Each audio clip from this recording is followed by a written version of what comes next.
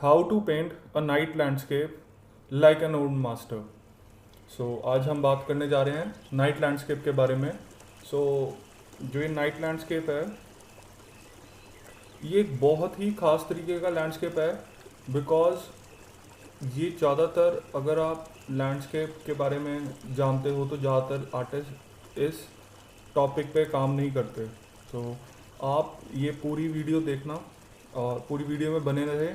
मैं बहुत से फॉरेन आर्टिस्ट के बारे में और उनके जो छोटे छोटे टिप्स एंड ट्रिक्स होते हैं, जो वो ट्रेड सीक्रेट्स जिनको बोलते हैं, जहाँ तक मैं समझ पाया हूँ और जहाँ तक मैंने वीडियोस और उनका जो रियल वर्क जाके देखा है, उसके बिहाफ पे मैं ये वीडियो बना रहा हूँ।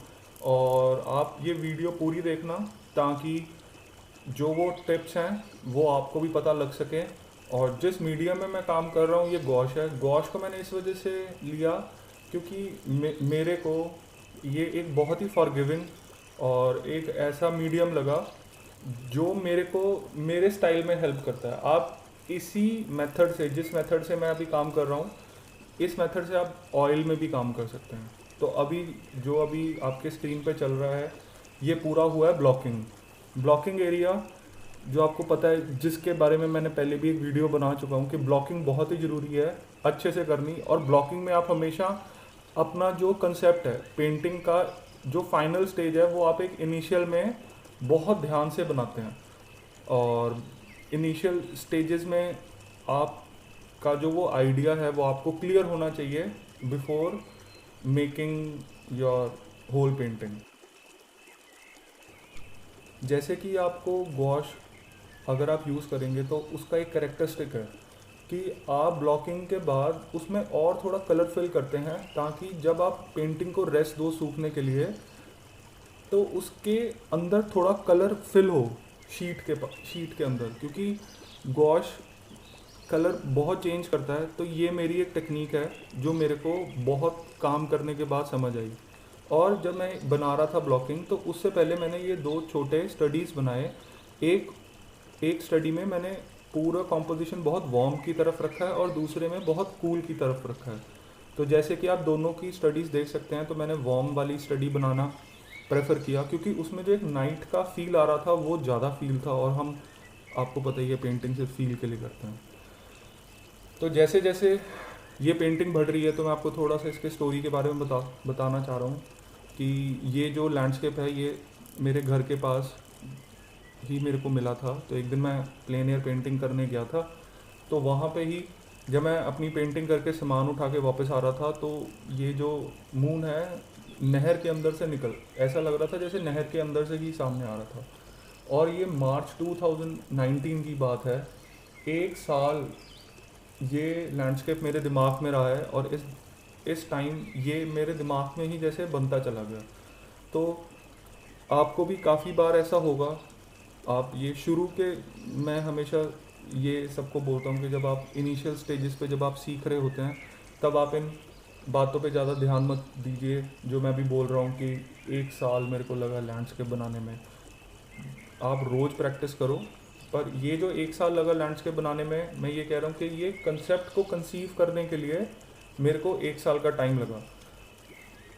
अब दूसरे आर्टिस्ट भी आपको सुनते हुए दिखेंगे कि हमने एक साल लगा पेंटिंग बनाने में, तो वो एक साल ऐसे लगता है कि उनको, जैसे अभी आप सोचिए, मार्च 2019 में मैंने ये मून राइज देखा था और 2020 में मैं जाके इसको बना रहा हूँ। ऐसे मेरे को एक साल लगा इस लैंडस्केप को कंसीव करने के लिए। अब जैसे कि आप देख सकते हैं कि मैंने बहुत फटाफट अब उसका एक ओवरऑल एटमॉस्फेयर कैच कर लिया है। और अब मैं उसमें एंकर पॉइंट बना रहा हूँ। एंकर पॉइंट इसमें ट्रीज़ हैं, जैसे कि आप देख सकते हैं। और एंकर पॉइंट से ये होता है कि आपका एक डिफ्रेंसिएशन आ जाता है between your sky and land. Sky and land को पेंट करने के बाद आप हमेशा इस चीज़ को ध्यान रखना, जो कलर आसमान में और जो लाइट आसमान में रिफ्लेक्ट करेगी, वो ही वाटर में रिफ्लेक्ट करेगी, और वो ही कलर आप, या वो ही लाइट जो लैंड है उस पर रिफ्लेक्ट करेगा।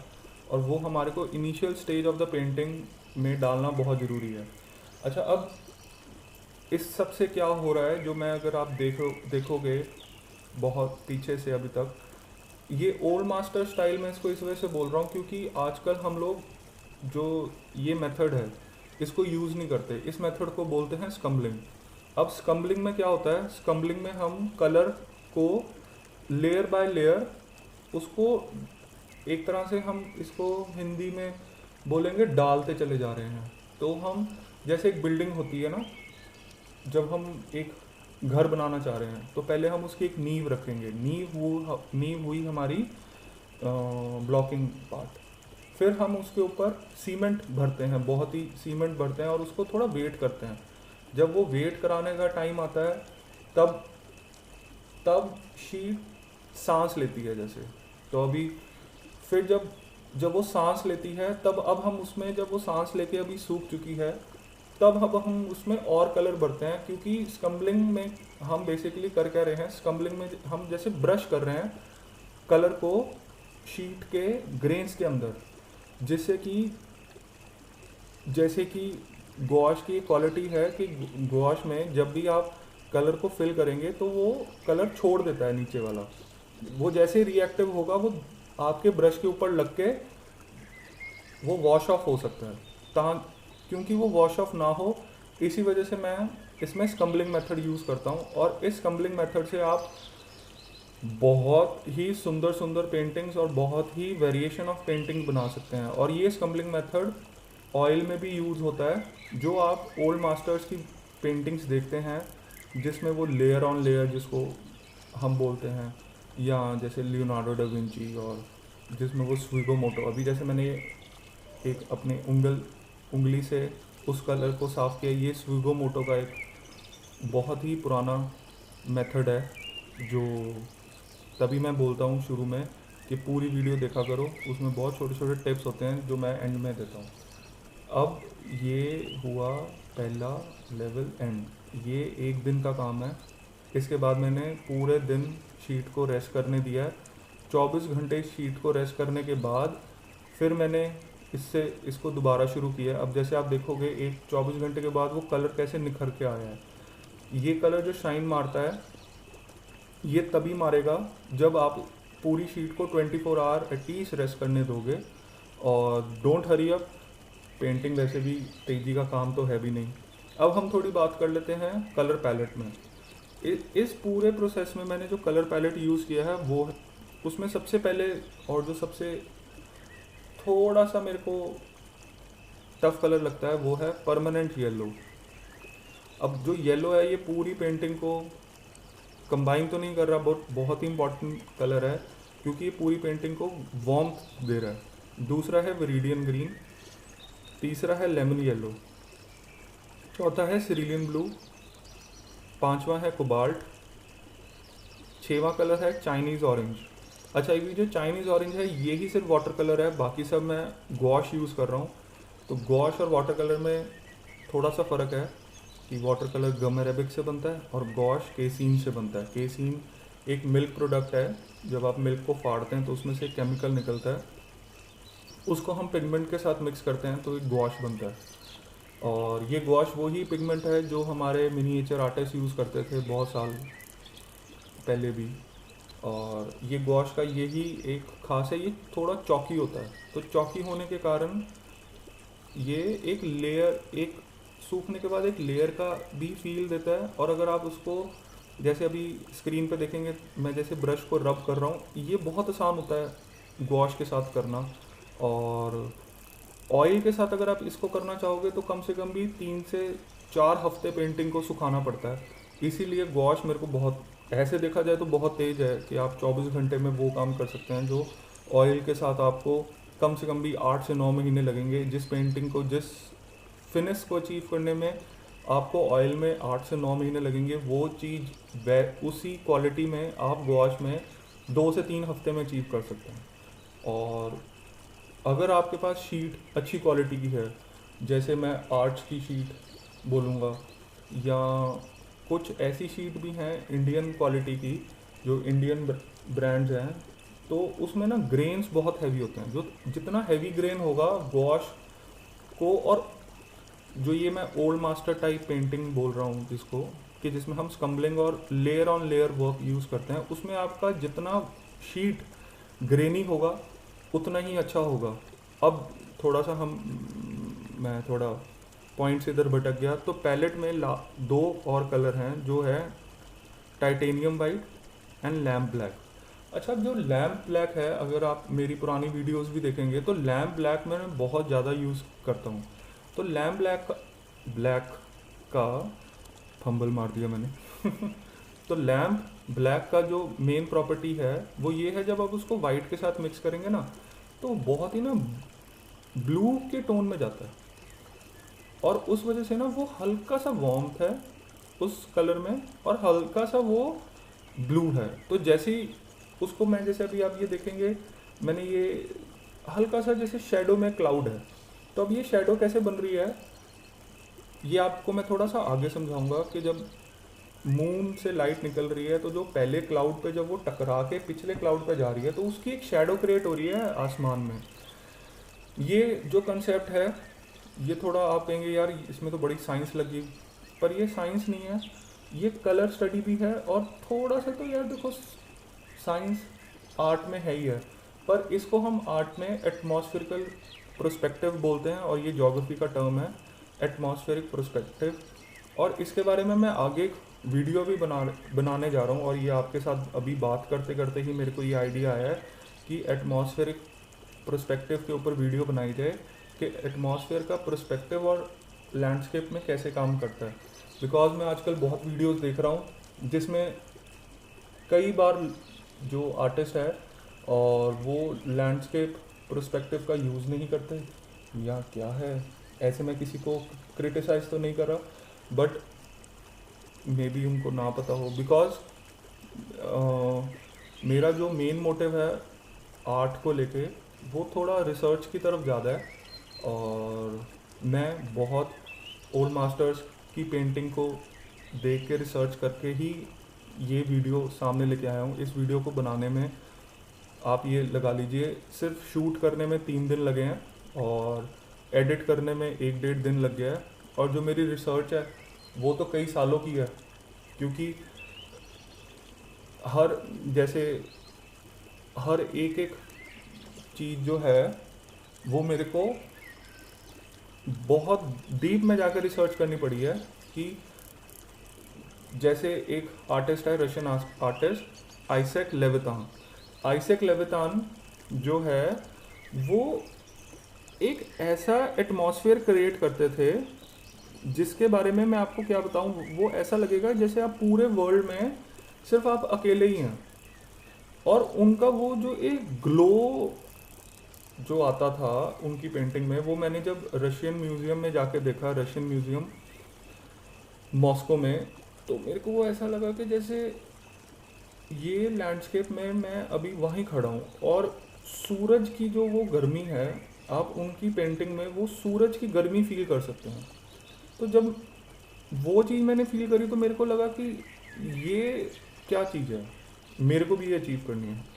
फिर ऐसे ही निकोलाई एक आर्टिस्ट हैं, ये दोनों रशियन आर्टिस्ट हैं, और इनका काम आप ज़रूर गूगल पे सर्च करके देखना।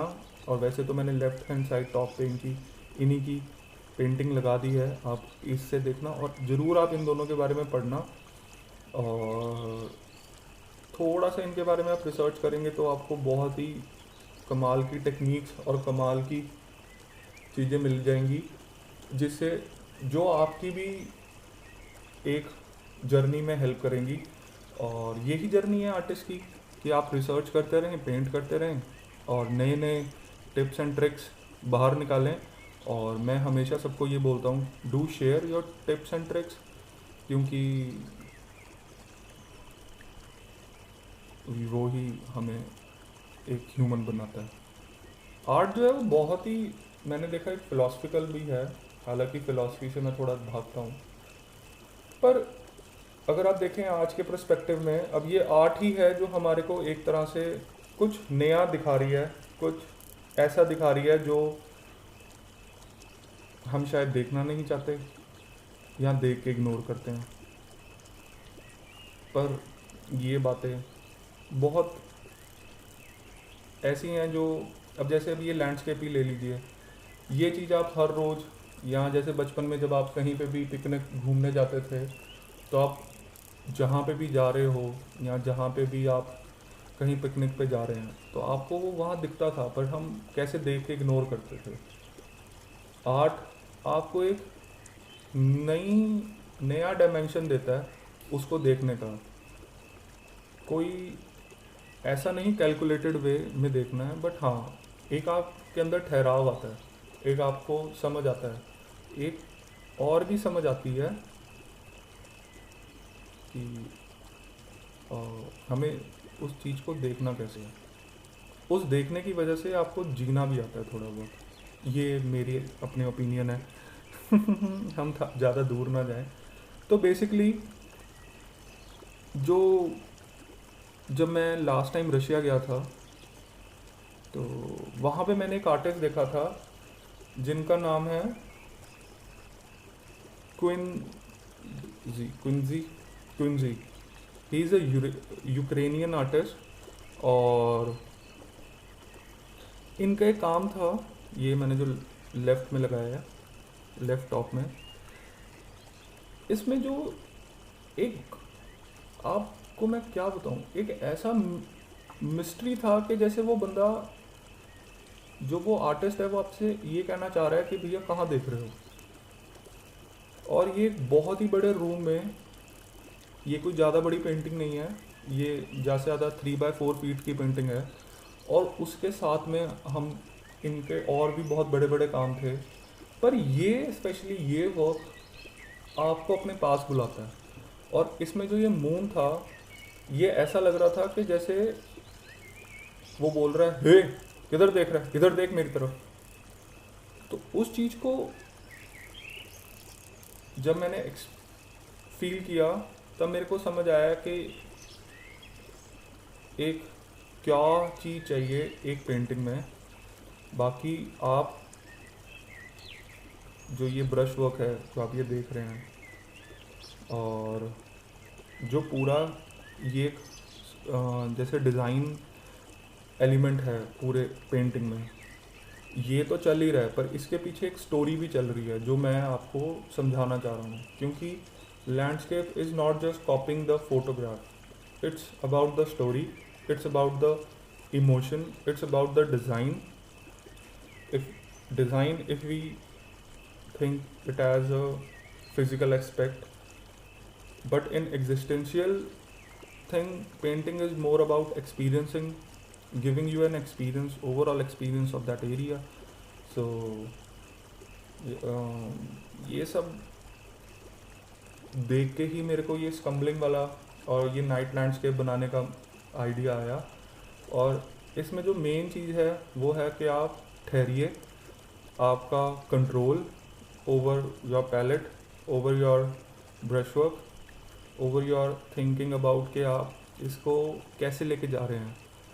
और इसमें मेन, जो सबसे मेन टिप है वो ये है कि आपने जो वेरिडियन ग्रीन और लैम्प ब्लैक है, इसका कंट्रोल बहुत ही सीरियस रखना है। पूरे पेंटिंग में जो आप अभी देख रहे थे, सिरिलियन ब्लू को मैंने काफ़ी बार शैडोज़ में यूज़ किया। ब्लूज़ को कभी हम शैडोज़ में यूज़ नहीं करते, पर जो वो अभी अगर आप बहुत ध्यान से देखेंगे तो जो टॉप लेफ़्ट कॉर्नर और टॉप राइट कॉर्नर है, वहाँ से ब्लू शाइन कर रहा है। ये वही ब्लू है जो हमने शुरू में बहुत ही छोटे ब्रश से उसको हल्का हल्का नीचे लगा रहे थे, जो वो मैं कह रहा था ना, ब्रशिंग कर रहे हैं। तो ब्रशिंग, अब वो जैसे जैसे गॉश का ये एक कैरेक्टरिस्टिक है कि वो जैसे जैसे सूखता चला जाएगा, जो नीचे के लेयर्स हैं वो आपको ऊपर शाइन करती हुई दिखेंगी।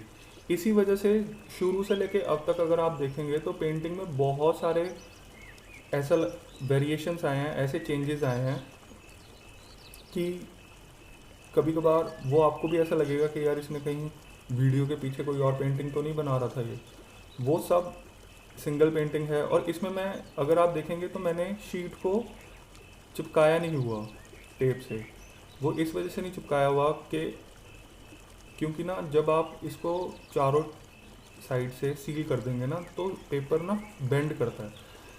तो जब पेपर बेंड करता है ना तो वो कुछ एरियाज में ना कलर लेने से मना कर देता है।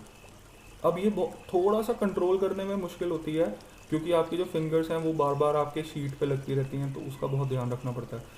पर अगर आप इसको अपनी शीट को ओपन रखेंगे तो आपको ये समझ आएगा कि ये जो शीट है ना ये अंदर की तरफ बेंड होगी और आपके जो राइट और लेफ्ट साइड के जो कॉर्नर्स हैं वो आपके बेंड होंगे। बीच में से कोई शीट बबल नहीं मारेगी। उसकी वजह से क्या होगा कि अगर आप सिर्फ 5 मिनट रुकेंगे, अपनी शीट को सूखने देंगे, तो शीट दोबारा से स्ट्रेट हो जाएगी, जो कि काफ़ी मुश्किल है जब आप टेप लगाते हैं। और इसी वजह से आप जितनी मर्जी, अभी जैसे स्कम्बलिंग हो रही है, देखो जैसे मैंने कोने में लगाया, अगर यही चीज़ मैंने टेप से की होती तो ये कभी भी नहीं आ सकता था। और अभी ये जो मैंने साइड में को बनाया है, ये मैं एक ओवरऑल ओ फॉर्मेशन में लैंडस्केप बना रहा हूँ। तो मेरे को वो ओ फॉर्मेशन दिखाने के लिए ये साइड में शैडो दिखानी पड़ी, और ये कोई मजबूरी नहीं थी मेरी, बट एक कॉम्पोजिशन की जो मांग थी उसको मैंने पूरा किया है। और इसे अगर आप देखेंगे तो ये एक फील दे रहा है कि वहाँ पे कि कोई एक क्लाउड है जो लाइट को रोक रहा है। यही एटमॉस्फेरिक कॉम्पोजिशन बोल रहे हैं या एटमॉस्फेरिक करेक्टरिस्टिक है एक पेंटिंग का। और अब आपको समझ आ भी गई होगी कि क्यों मैं अपनी पेंटिंग को चिपकाता नहीं तो वो फिर कॉर्नर कट करने पड़ते हैं, तब जाके वो पेंटिंग थोड़ी सीधी होती है, और पेंटिंग जब हम बना रहे होते हैं तब बहुत मुश्किल होती है। इसी वजह से मैं पेंटिंग को अपनी बिना चिपकाए बनाता हूँ। और स्कम्बलिंग का जितना भी आप देख रहे हैं, जो भी अगर आपको और क्वेश्चन है तो प्लीज़ कमेंट डाउन बिलो। और अब जो नेक्स्ट वीडियो है वो मैं एटमॉस्फेरिक कॉम्पोजिशन या एटमॉस्फेरिक पर्सपेक्टिव पे बनाऊंगा, जिसमें आप देखेंगे कि कैसे ये जो लाइट आई है लेफ़्ट और राइट में, ये क्यों ऐसे आई है। और कलर हार्मनी इसमें हमेशा, जितने भी ये जो ओल्ड मास्टर्स थे, ये कभी भी कलर हार्मनी, अपना पर्सपेक्टिव, डिज़ाइन एंड जो पेंटिंग का मेथड है उस पर ये बहुत ध्यान देते थे। और मैंने जब रियल लाइफ में भी पेंटिंग देखी हैं इनकी, और जब भी रियल लाइफ में भी, अभी भी मैंने एक या दो बहुत सीनियर आर्टिस्ट से मेरे को जब भी मिलने का मौका मिलता है तो वो हमेशा ही इन्हीं बातों के बारे में बात करते हैं कि आप हमेशा इन्हीं 2-3 चीज़ों का ध्यान रखें। और with this said, thank you, I hope you enjoy the videos. दूसरी वीडियो भी देख लो जाके। Thank you, take care, bye.